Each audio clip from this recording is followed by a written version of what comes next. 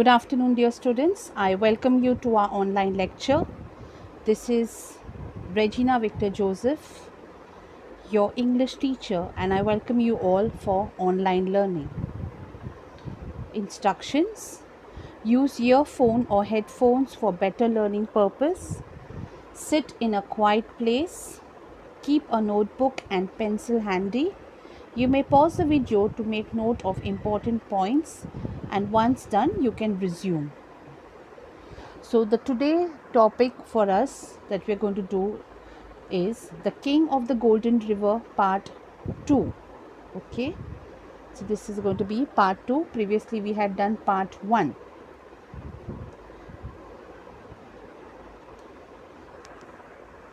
So if you see in this picture, you can see there are three people. Those are these three brothers, Schwartz, Hans and Gluck. Now as southwest wind was true to his word, he did not return to Treasure Valley after that night. Neither did any other wind. So there was no rain, and nothing grew in Treasure Valley anymore. So the brothers made no profits. Can you see? Everything was destroyed by the wind. Now the wicked brothers, that is Schwartz, Hans and Gluck, okay, they began to make money by selling gold. They melted the gold in a furnace, and the gold articles they had, so they mixed a lot of copper in it. It was not only pure gold. You can see on the left hand side it says Hans and Schwartz goldsmiths. So it was not pure gold that they made things with.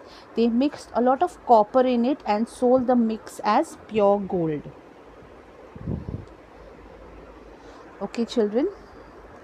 And then again they made poor Gluck work in a furnace while they spent the money on themselves. Again, who was the servant over here?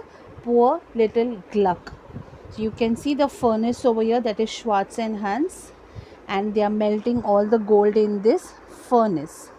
Soon all the gold in the house was spent. Now whatever gold they had, children, it was all spent.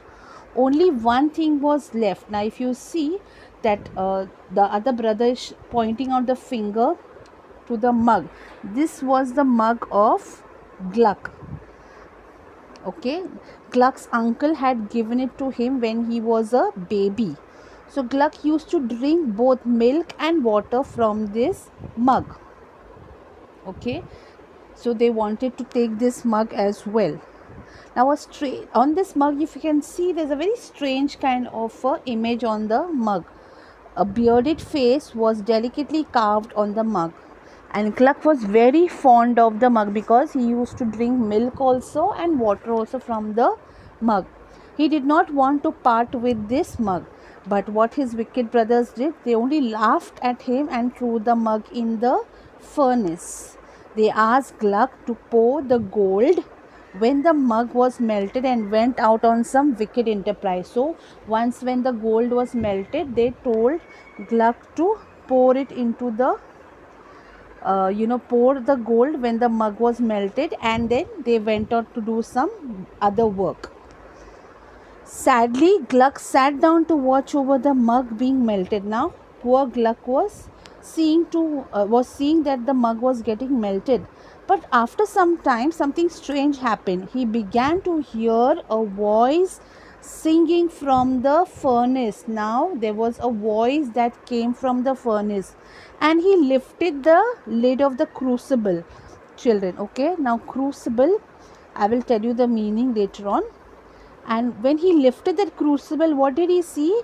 The face of his old bearded friend, which was on the mug. He saw that face on the top of the melted gold, and that particular face said, "Come, Gluck, my boy," said the voice from the crucible.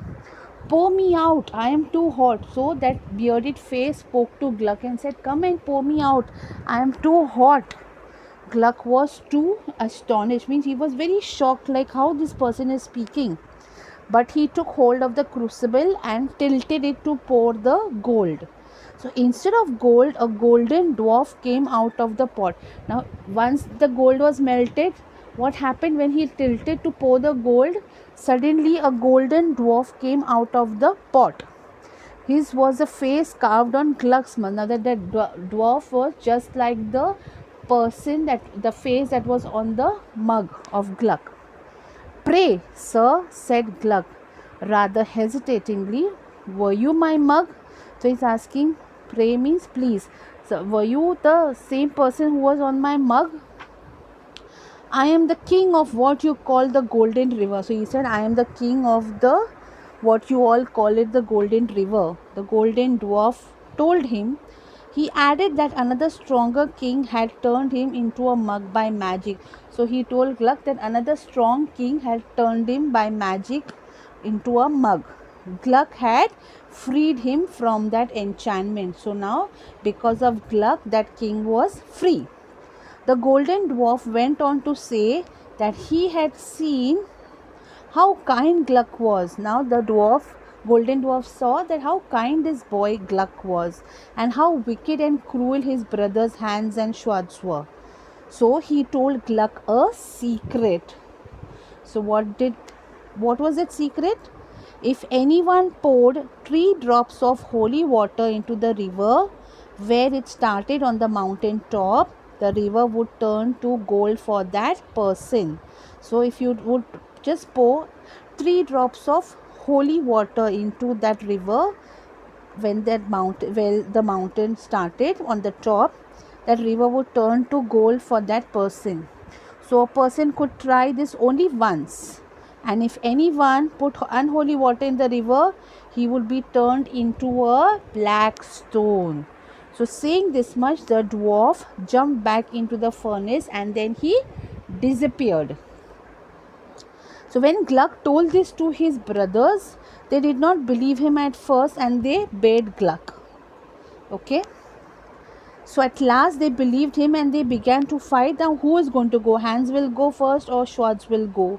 So they fought so much that the police came to see what had happened. Hans ran away when the police came, but Schwartz was caught and put in the prison. Now Hans was happy that Schwartz was in the prison because he can go and put that holy water in the river as that golden dwarf told. So he went to the church and he stole some holy water, and then he set off to the mountain. Now it was not easy to climb the mountain. He was very tired and very thirsty.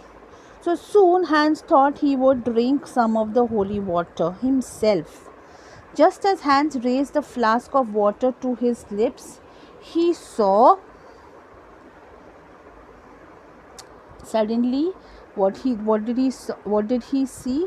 Just as he raised the flask, he saw a little puppy on the rock. It looked as if it was dying. Okay, so it was as if it was dying of thirst. Now he pushed the animal away and then he continued climbing the mountain. Now the climb now became more difficult and he was feeling thirsty, more and more thirsty. So he wanted to drink some more water. And when he saw the little child on the rock ahead of him, the child was lying without any life. So its lips parched and burning. Ignoring the child, Hans drank some water himself and passed on. So he ignored the puppy also and the child also, whereas they wanted water at the same time. Now it became the climbing had become more difficult. Somehow Hans reached the top of the mountain from where the golden river sprang. A faint cry fell on his ears. Then he saw a weak old man stretched on a rock water, and the man said, "Water, I am dying." So he said, "I have no water for you," and he jumped over the old man's body and again he ran away.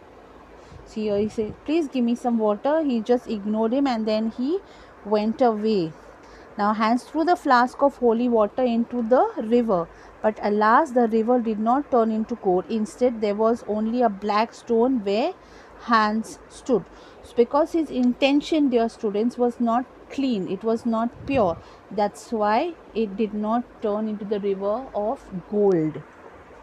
So when Schwartz returned from the prison, he took some of Gluck's money and bought some holy water from a very bad priest, a person who is not good, and set out to the Golden River. Now, while he was climbing the mountain, Schwartz too saw the fair child dying of thirst and passed on without giving him some water. And he climbed a little higher. He saw his own brother hand stretched on a rock asking for water. Now Schwartz went and then he saw his own brother was asking for some water. But then what you remember, they are the wicked brothers. So Schwartz was also very wicked. He did not bother. He laughed and he went without giving any water to his brother. Alas, then again he threw the flask into the stream and that also was turned into a black stone. Now it was Gluck's turn. So Gluck waited and waited for his brothers, but they did not return. So at last he decided that I will visit the place. Then he went to a very good priest and the priest willingly gave him some holy water. Now Gluck was young and small and he too found it very difficult to climb the mountain. After he had climbed for an hour or so, he became very thirsty. He was about to drink the water that he had, like his other brothers. But he saw the old man walking towards Gluck, leaning on a staff, and asked for some water. Then he also gave some water for the puppy to drink. Okay, so this was his kind deed that he did, right? Correct, isn't it? So you can see. And Gluck was feeling very sorry for him that he gave some water. Then the child began to smile. Then he saw the old man. Gluck gave the old man also some water. So he put the remaining drops into the old man's mouth at the same time. And then the dog sprang up, and in his place stood the king of the Golden River. He was very pleased with Gluck. The king put in Gluck's bottle some dew drops from the petals of a lily. Then he told Gluck to cast it into the leaping river.